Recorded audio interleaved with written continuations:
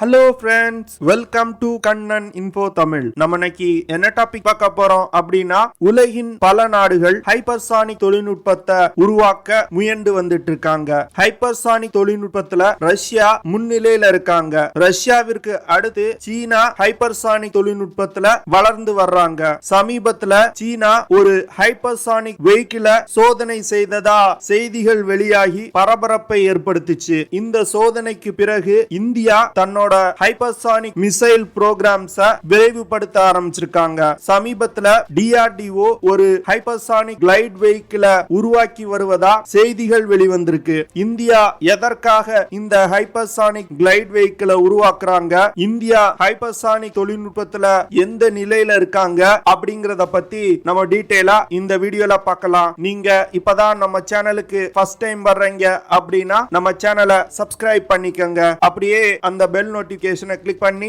ஆல்ங்கிற ஆப்ஷனை எனேபிள் பண்ணிக்கங்க. இந்தியாவுடைய ஹைப்பர்சானிக் மிசைல் புரோகிராம் 2010 வருடமே ஸ்டார்ட் செய்யப்பட்டது. இந்த புரோகிராமின் மூலம் ஒரு ஹைப்பர்சானிக் டெக்னிக்கல் டெமான்ஸ்ட்ரேட்டர் வெஹிக்கிள உருவாக்குனாங்க. இந்த டெமான்ஸ்ட்ரேட்டர் வெஹிக்கிள 2019 வருடம் வெற்றிகரமா சோதனை பண்ணாங்க. இந்த சோதனை ஒரிசா மாநிலம் சந்திப்பூர்ல இருக்கக்கூடிய அப்துல் கலாம் ஐலண்ட்ல வச்சு நடத்தப்பட்டது. இந்த சோதனையின் போது DRDO உருவாக்கிய ஹைப்பர்சானிக் டெக்னிக்கல் டெமான்ஸ்ட்ரேட்டர் வெஹிக்கிள் ஒரு அக்னி 1 மிசைலோடு இணைக்கப்பட்டு ஏவப்பட்டது. அக்னி மிசைல் 30 கிலோமீட்டர் உயரத்தை அடைந்ததும் மிசைலில் இருந்து ஹைப்பர்சானிக் டெக்னிக்கல் டெமான்ஸ்ட்ரேட்டர் வெஹிக்கிள் ஏவப்பட்டது. இந்த சோதனையின் போது இந்தியா உருவாக்கிய ஸ்கிராம்ஜெட் இன்ஜின் இயக்கப்பட்டு வெற்றிகரமா சோதிக்கப்பட்டது. ஹைப்பர்சானிக் டெக்னிக்கல் டெமான்ஸ்ட்ரேட்டர் வெஹிக்கிள HSTDV அப்படின்னு ஷார்ட்டா சொல்லுவாங்க. இந்த HSTDV சோதனையின் போது மார்க் 6 அப்படிங்கிற வேகத்துல தொடர்ந்து 20 செகண்ட் டிராவல் பண்ணிருக்கு. அதாவது HSTDV 7350 கிலோமீட்டர் பெர் ஹார் வேகத்துல டிராவல் ஆயிருக்கு. இந்த சோதனைக்கு பிறகு 2020 HSTDV சோதிக்கப்பட்டது. இந்த சோதனையையும் DRDO வெற்றிகரமா நடத்தியிருக்காங்க. இந்தியாவுடைய ஹைப்பர்சானிக் தொழில்நுட்ப டெவலப்மெண்ட்ல இந்த HSTDV சோதனை ஒரு முக்கியமான மைல்கல்லா பார்க்கப்படுது. HSTDV அப்படிங்கிறது ஹைப்பர்சானிக் வெஹிக்கிளோட ஸ்கேல் டவுன் மாடல். இந்தியா நடத்திய 2 HSTDV சோதனையின் போது அந்த வெஹிக்கிளோட ஏரோடைனமிக்ஸ் ப்ராப்பர்ட்டி மற்றும் ஹைப்பர்சானிக் மிசைல்களுக்காக இந்தியா உருவாக்கி இருக்க ஸ்கிராம்ஜெட் இன்ஜினோட செயல்பாடுகள், அக்னி மிசைல்ல இருந்து HSTDV பிரியும் விதம் மற்றும் ஹைப்பர்சானிக் மிசைல்கள்ல பயன்படுத்துவதற்காக DRDO உருவாக்கிய தெர்மோஸ்ட்ரக்சரல் மெட்டீரியல்களின் செயல்பாடு போன்றவை சோதிக்கப்பட்டிருக்கு. இதன் மூலமா இந்தியா ஒரு ஹைப்பர்சானிக் வெஹிக்கிள உருவாக்குறதுல ஒரு மிகப்பெரிய அடியை எடுத்து வச்சிருக்காங்க அப்படின்னே சொல்லலாம். இப்போ சமீபத்துல DRDO சீனாவின் ஹைப்பர்சானிக் வெஹிக்கிள் சோதனைக்கு பிறகு தன்னோட ஹைப்பர்சானிக் மிசைல் புரோகிராம விரைவுபடுத்த ஆரம்பிச்சிருக்காங்க. சமீபத்துல DRDO வெளியிட்ட ஒரு டெண்டர்ல ஹைப்பர்சானிக் விண்ட் டனல் மாடல் உருவாக்குவது குறித்து சில விஷயங்கள் குறிப்பிடப்பட்டிருந்துச்சு. அந்த டெண்டரின் மூலம் என்ன தெரிய வருது அப்படின்னா, DRDO ஒரு ஹைப்பர்சானிக் கிளைட் வெஹிக்கிள உருவாக்கி வந்துட்டு இருக்காங்க அப்படின்னு தெரிய வந்திருக்கு. DRDO உருவாக்கி வரும் ஹைப்பர்சானிக் மிசைல் சீனா உருவாக்கி இருக்க DF-17 ஹைப்பர்சானிக் மிசைல் போன்றே இருக்கும் அப்படின்னு சொல்லப்படுது. சீனா DF-17 ஹைப்பர்சானிக் மிசைல DF-16B அப்படிங்கிற ஷார்ட் ரேஞ்ச் பாலிஸ்டிக் மிசைலையும் DF-ZF ஹைப்பர்சானிக் கிளைட் வெஹிக்கிளையும் இணைத்து உருவாக்கி இருக்காங்க. அதாவது சீனா ஒரு நார்மல் வார்ஹெட் இல்லனா MIRV வார்ஹெட்டுக்கு பதிலா ஒரு DF-ZF அப்படிங்கிற ஹைப்பர்சானிக் கிளைட் வெஹிக்கிள பயன்படுத்தி இருக்காங்க. இதன் மூலமா ஒரு குறிப்பிட்ட தூரம் வரைக்கும் பாலிஸ்டிக் மிசைல் அந்த ஹைப்பர்சானிக் கிளைட் வெஹிக்கிள சுமந்து செல்லும். குறிப்பிட்ட உயரத்தை எட்டினதும் ஹைப்பர்சானிக் கிளைட் வெஹிக்கிள் மிசைல்ல இருந்து பிரிந்து இலக்கை சென்று தாக்கும். இதுதான் சீனாவுடைய DF-17 ஹைப்பர்சானிக் மிசைல்ல பயன்படுத்தி இருக்க தொழில்நுட்பம். DF-ZF ஹைப்பர்சானிக் கிளைட் வெஹிக்கிள் குறைவான உயரத்துல பறந்து சென்று இலக்கை தாக்கும். இதன் மூலமா மிசைல் டிஃபென்ஸ் சிஸ்டங்களால் இந்த மிசைலை இன்டர்செப்ட் செய்வது மிகவும் கடினமா இருக்கும்.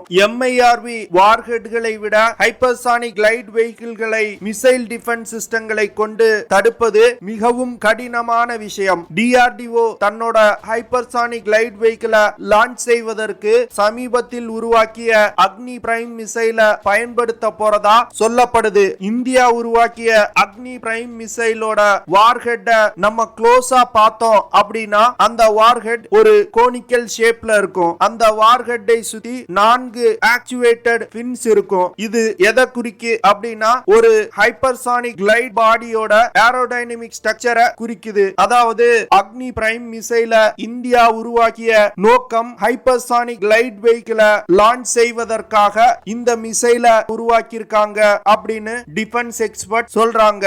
அக்னி பிரைம் மிசைல் 700 முதல் 1200 கிலோமீட்டர் தாக்குதல் வரம்பு கொண்ட அக்னி 1 மிசைல் மற்றும் 2000 முதல் 3500 கிலோமீட்டர் தாக்குதல் வரம்பு கொண்ட அக்னி 2 மிசைல ரீப்ளேஸ் செய்வதற்காக உருவாக்கப்பட்டிருக்கு. அக்னி பிரைம் மிசைல அக்னி 5 மிசைல்களோடு இணைத்து பயன்படுத்த இந்தியா திட்டமிட்டிருக்காங்க. அக்னி பிரைம் மிசைல் அக்னி 3 மிசைலை விட 50% எடை குறைவா இருக்கு. அக்னி பிரைம் மிசைல்ல இலக்கை நோக்கி வழி நடத்துவதற்கு ஒரு புதிய கைடன்ஸ் சிஸ்டம் பயன்படுத்தப்பட்டிருக்கு. அடுத்து அக்னி பிரைம் மிசைல்கள்ல பயன்படுத்துவதற்காக ஒரு புதிய இன்ஜின் டெவலப் செய்யப்பட்டிருக்கு.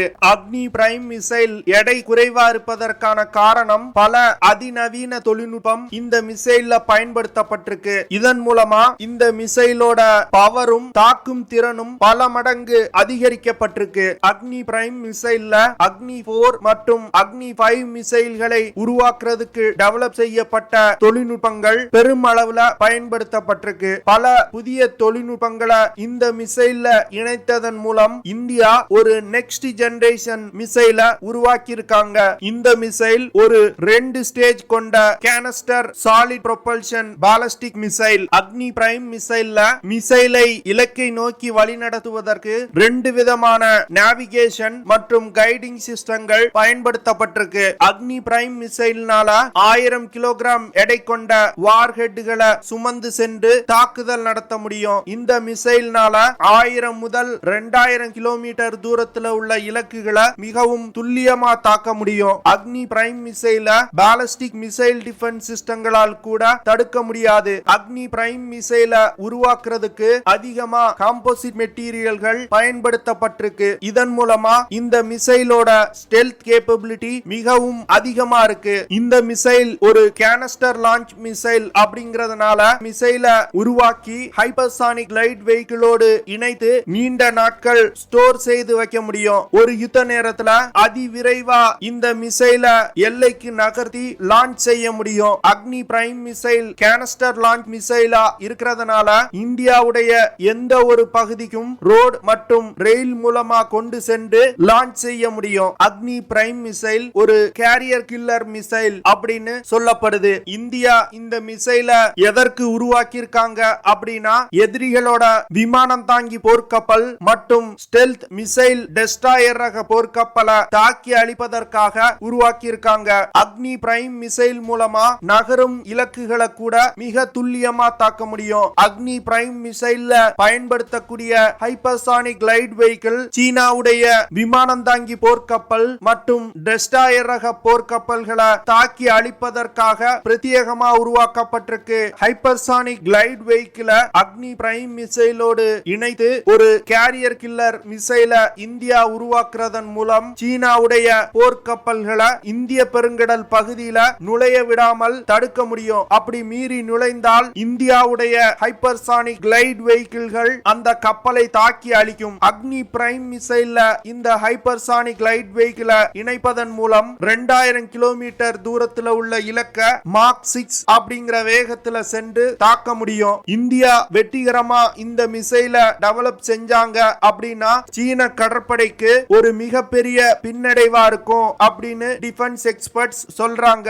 இந்தியாவுடைய ஹைப்பர்சானிக் கிளைட் வெஹிக்கிள் மூலமா சீனாவுடைய ஏர்கிராஃப்ட் கேரியர்கள் மற்றும் டைப் 055 டெஸ்ட்ராயர் ரக கப்பல்களை இந்திய எல்லைக்குள் நெருங்க விடாமல் தொலை தூரத்திலே தாக்கி அழிக்க முடியும். இதுதான் இந்தியா ஹைப்பர்சானிக் கிளைட் வெஹிக்கிள உருவாக்குறதுக்கு முக்கியமான காரணம். ஓகே ஃப்ரெண்ட்ஸ், நம்ம வீடியோவோட நிறைவு பகுதிக்கு வந்துட்டோம். இதெல்லாம் தான் நான் உங்ககிட்ட ஷேர் பண்ணணும் அப்படின்னு நினைச்ச விஷயங்கள். ஐ ஹோப் நான் ஷேர் பண்ண விஷயங்கள் உங்களுக்கு பிடிச்சிருக்கும்னு நினைக்கிறேன். அப்படி பிடிச்சிருந்துச்சுன்னா ஷேர் பண்ணுங்க, லைக் பண்ணுங்க, கமெண்ட் பண்ணுங்க. மறக்காம மறக்காம நம்ம சேனலுக்கு சப்ஸ்கிரைப் பண்ணுங்க. அப்படியே அந்த பெல் நோட்டிபிகேஷனை கிளிக் பண்ணி ஆல்ங்கிற ஆப்ஷனை எனேபிள் பண்ணிக்கங்க. See you in the next video. Jai Hind.